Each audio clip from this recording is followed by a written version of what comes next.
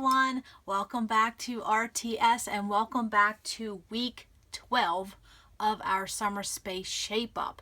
Yes, the very last week of our summer space shape up, which means it's the last week of summer for a lot of us. Yes, hard to believe we are on week 12. Hard to believe the summer is over, but that's also a blessing because we get to see a new season coming up. Yes, absolutely. So what are we going to do for week 12? Well, we're going to talk about some things, a couple little categories, and then about also what to do after our summer space shape up. Okay, so that's what we're going to do. And a couple of these categories I'll probably marry level 1 and level 2 together because some of it's going to be basically the same thing. Okay, so what we're going to talk about first is maintaining. And if you're just new to our summer space shape up, no worries, because even after today I will still be going by, because I printed whatever I have listed below for our level 1 and level 2. I printed both of that for each week, and then I revisit that every so often when I have a chance. And so that's what I would do. I would say copy what our assignments were for the week, and then do that for each 12 weeks, and then visit them when you can. No one says you have to go and do them in order. And then also too, leave comments in the week that you're working on, no matter if it's 2 months from now, because I revisit and I go over every comment that's in every video. Okay, so that's what I would say is look at our list below. What have we been maintaining? And definitely the one thing you should always try to maintain is your desk and your work surface. And I will tell you, this is week 12, and I accomplished this one goal of keeping this desk and work area clean and clutter-free, and I scrapped all summer long. I am so excited. And so we're going to talk about that in just a minute. But if that's all you do for a summer space shape up, and also to a fall and winter space shape up, if that's all you do is keep this clean and then work on everything else at 15 minutes at a time, that's exactly what you do. Okay, so maintain. And whatever you have done in our summer space shape up, whether it's embellishments or paper or washi or anything, even your photos, go back and revisit that every so often. Are you maintaining it? Is it working for you? And if it's not, then try to figure out what is not working for you. And sometimes it's as simple that you just don't have it in the right place, honestly. Okay, so what we're going to talk about today is photos, because we've talked about photos every week in our summer space shape up, and of course our last week is no exception. Okay, so for photos, okay, now I'll say this real quickly, we will have a photo series coming up.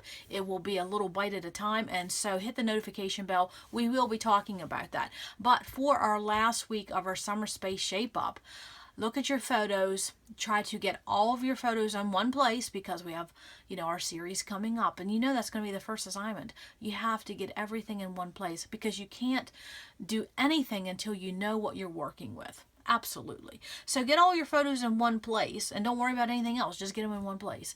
And then also too, think about what scrapbooking you have ahead. Okay, fall is coming for some of us. Summer is coming for some of us.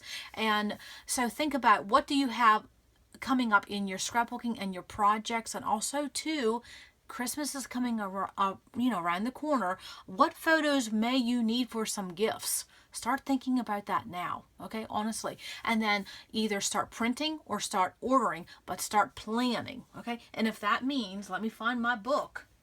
If that means you get out your book and your journal and your planner and you start making notes, maybe like every 2 weeks, print some photos, order some photos. That's what I do. I try to print every week. Doesn't always happen, but I try to print. So make a note. And you know what? Set a date. Okay? That's what I can say. For your photos from here on out, set a date, whatever you want to plan is. And just because, like for me, I try to plan that I'm going to print photos every week.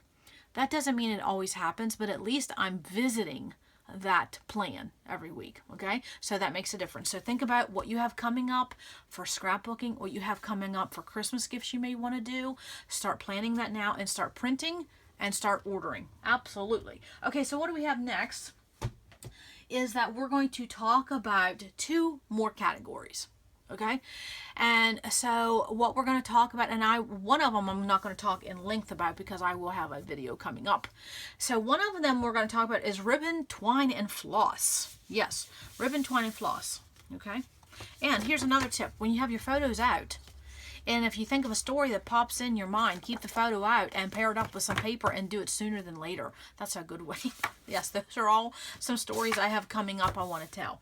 Okay, so ribbon, twine, and floss. And so I'm going to marry level 1 and level 2 together. So for ribbon, twine, and floss, simply gather it up, protect it, because what happens if you don't? These beauties right here, yes, they get dusty. Yes, you have to protect them. You have to protect them. You have to corral them. And sometimes, for some people, what you want to do is you want to take it off the roll. Sometimes you won't want to take it off the roll. And it's totally a preference what you want to do. I will say, when you take ribbon, twine, and floss off rolls, you do save space. Okay? Now, let me see if I can show something. I think I have some. Now, this is something I'm going to have a video coming up. It may be after this video or maybe the next day, but there will be a video coming up because people had asked about my ribbon, twine, and floss because, I do have quite a bit, My mom is a seamstress by trade, so ribbon and buttons I always have a lot of, okay, because that's always been a part of my life. But I will talk more about this. But this is a category you want to give attention to this week and figure out where you have it. And I guarantee you're going to have it more than one place, and you're going to have more than you think. Oh, yes, absolutely, because once you get everything in one place, because even as I was doing this video and pulling out some props, I'm like, there was one, and I'll show it to you. I'll show it to you right now. I had a whole entire jar of ribbon that was on my shelf, and it was behind some things. I just kind of forgot about it. I mean, that's a lot of ribbon and lace to forget about, right? Okay, so that's what I want to show. Okay, so your ribbon, twine, and floss, what do? Well, you have to think about how you want to access it, again, and how you want to store it. And for some of it's what kind of storage you have. We don't get to pick that. It is what it is, right? For me, it's bookcases, okay? Bookshelves. And so for me, I have mine in baggies, and I have in photo boxes, I have in bins, and then I also have some in jars, but a few of these are decorative elements in my space, okay? So that is totally whatever you want to do. But again, I'll have a video, and I'll talk a little bit more length about your ribbon, floss, and twine. And so some of these, they are sitting honestly just like this on my shelf because I need to access them quickly, and I access them often. And how else am I going to store this? I can't take it off the roll. I don't want to put it in a photo box because that would take up a lot of room. Say honestly, they're sitting on my shelf. All three of these are sitting on my shelf because I grab them every single week. Okay, I use a lot of these in mailing when I mail things too, cards, things like that. So I use them as a decorative element, and they're just sitting on my shelf because I use them every single week. Okay, now with other things, if you want to take it off the roll, the best thing to do is get some ponytail holders, and you get them from the Dollar Tree and Walmart, and I'll talk about that in the video coming up. And then you can corral them. So I would say for level 1, you're just going to gather and protect them. And then level 2, you're going to organize them and think about a new container of how you want to access your ribbon, twine, and floss so that you can use it more. It may be by color. It may be by type of ribbon. Okay, and I'll go over a little bit in the video as how I do mine because people had asked me specifically how I do that. Okay, and so then you may want to keep your ribbon separate. You may want to keep your twine separate. You might want to keep your embroidery thread separate. You may want to keep your sewing machine thread separate. It is a total preference of how you do that. Okay, I marry it all in together, and I'll show that coming up. Okay, so after we do our ribbon, twine, and floss, what is the next category and the very last category we're going to talk about? Anybody want to guess what that would be? Okay, let's see what it would be. Where's my bag? Let me see if I can pull out a few items. Okay, well, let's see. We have this. What do we have this? Brochures. Oh, yes. Look at that. Does anybody know where I'm going? Does anybody know where I'm going? Yes, this is where I'm going. I'm talking about memorabilia. Yes. Now, we will talk about this category in our photo series, okay? So don't worry about everything having to be finalized today. We are going to revisit this, but for a quick, and I do mean quick, level 1 and level 2, a quick summer space shape up for memorabilia. You want to know the easiest way and the way I house it for the entire year? This is no joke, and this is for real. I put it in a Ziploc bag, and I put the year on it. 2017, and I put MEM period. I have done that for years, and this is my entire year memorabilia, because I'm working on my month in review album, and I include memorabilia in my album, and I'll go over that someday too. But for a quick way to house your memorabilia, a Ziploc bag. I kid you not, you cannot get any simpler than a Ziploc bag. Okay, now after the year is over, and then, you know, in the wintertime, you have a little bit more time. And I will tell you, memorabilia is one of those things you sit on the floor with the family and you go over it. It is honestly like you're looking at a photo album of what you did for the year. You went here, you did that, you gathered this, someone sent you that. It's just, I love memorabilia. Now, memorabilia, and I will tell you, this is something I have tackled and I have accomplished. And I will talk about this in our photo series, okay? Because this was something I wanted to include, but yet I don't include it on pages, but I include it in my albums, okay? And I will talk about that. But for our summer space shape up, put it in a Ziploc bag, put the year on it, okay? And then at the end of the year, you know what I do is then I get out a new bag and I put 2018. And then a couple months, I'm going to get a new bag out and it's going to say 2019. Okay, and that's how I house it until I get ready to use it. And then when I use it, I'm one and done. Whatever I don't use, I chuck it. Okay, but I'll talk about that. So after you put it in a bag, and maybe you have 2004 memorabilia in a bag or a basket or a bin or a folder, and you want to address it, what you can then do is you can get a box, a photo box. Now, this is going to take me a little bit of heft. Okay. And this is one of these containers. Okay, and I don't know if you can see it. It's one of these great big, just a bin. Okay, and if I open up the lid, you can see I just honestly, I have folders, and that's what you can do with memorabilia. If you don't want to put it in albums and you don't have any layouts that you're planning on just yet, put it in a folder and label it according to however you want. Maybe you want to just put it by year.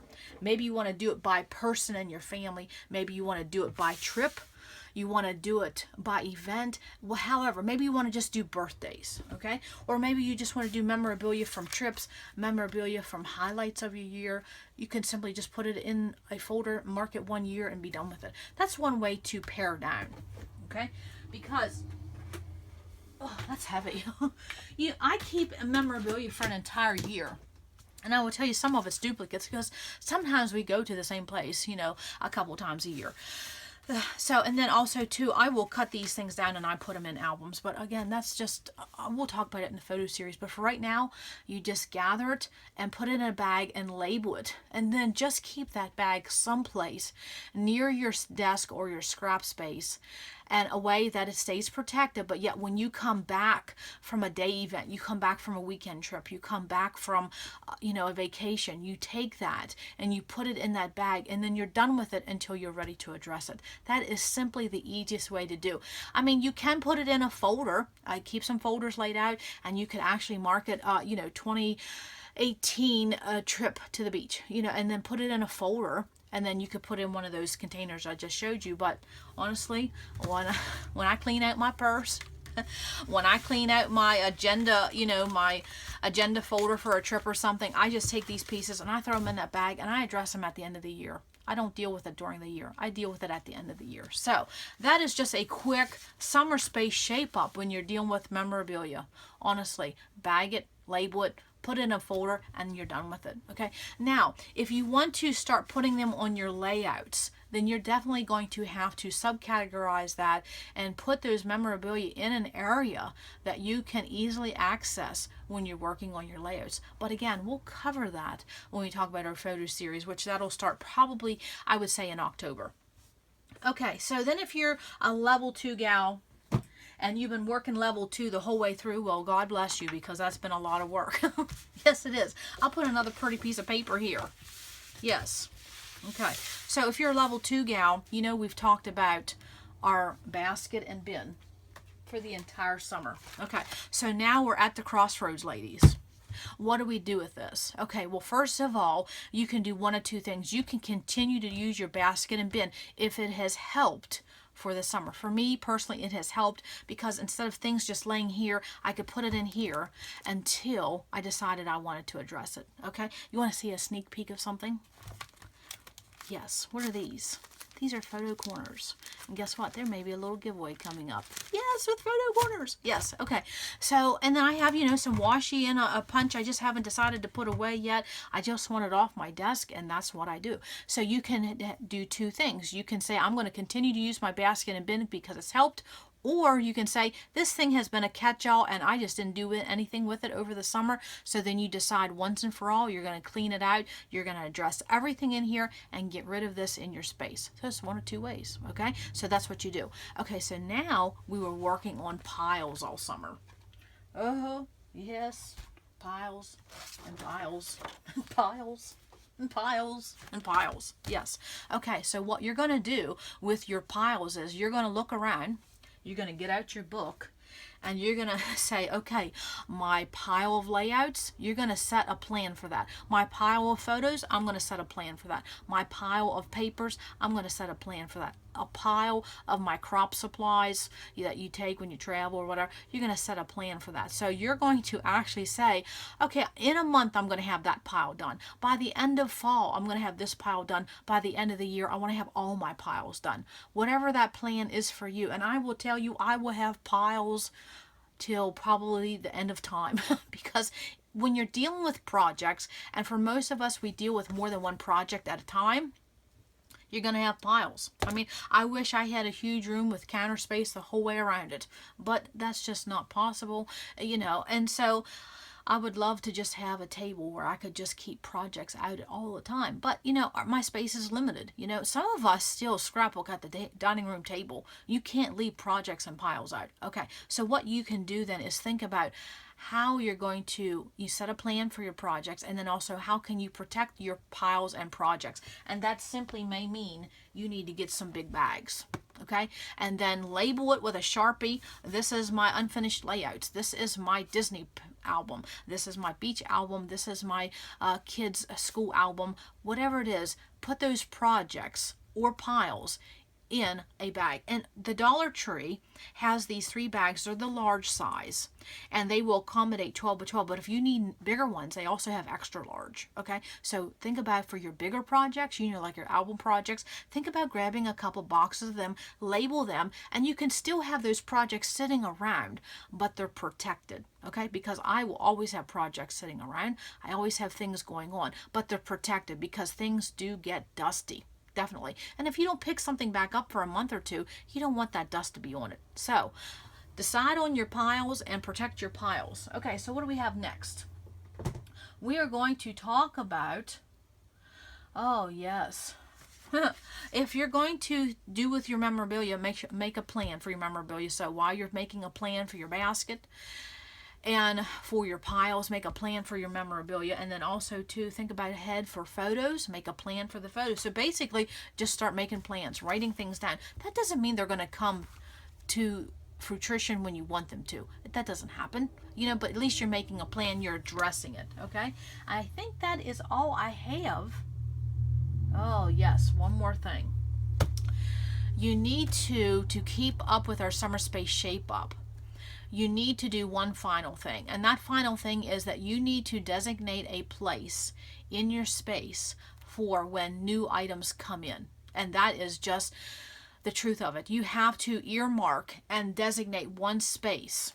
Okay, I'm going to have this basket and bin, and for any new supplies that come in, which you know that should accommodate 12 by 12 paper, okay, because we buy paper. So say this big box or this big bin or this certain space on my desk, okay, but I'll give you a warning. When you create a pile is a flat surface, so you know what happens to piles. We put piles on top of piles. So think of when your new items come in, do it in such a way where your paper can stand up and your embellishments and everything new, a tool, gadget, punch, can fit in that basket and bin. Okay, so designate a place for when new items come into your inventory. Okay, and then also to plan for your photos, your basket, your bin that you're dealing with, and your piles. Just set a plan. That's all you can do, because you know our summer space shape up, we're not going to be focusing on a new category every week. Now it's time to go back and finish the categories we didn't accomplish, and I have a couple of them. Yes. Okay, so I think that is all I wanted to say. I want to say thank you for participating in this Summer Space Shape Up. I mean, we did 12 weeks. We talked about a lot of different categories, especially our stickers, die cuts, and chipboard. Yes. Our embellishments. Yes. Paper categories. Yes. Which that video is coming up in just a minute. So, in a day or two, that will be up. So, yes, we addressed a lot of things. And do not worry if you did not start with week 1. You start with whatever week you want to, because it's all the same. It doesn't matter. You can start with week 12 and work your way back to 1, or you can start at 1, or you can start at week 7 and just go forward. There is no right or wrong way to do anything in this hobby. Right? Can I get an amen? Okay, so thank you for coming along with this series and helping me to help you get your space in a better shape for the summer. Now let's just continue with that for the fall. Okay, we have a lot coming up, so hit the notification bell, and if there's anything you would like to see on this channel, please list it below, because I write everything down. Okay, that's all we have for today, and that's all I have for our Summer Space Shape Up. And come back, because at RTS you never know what we're going to learn. Bye.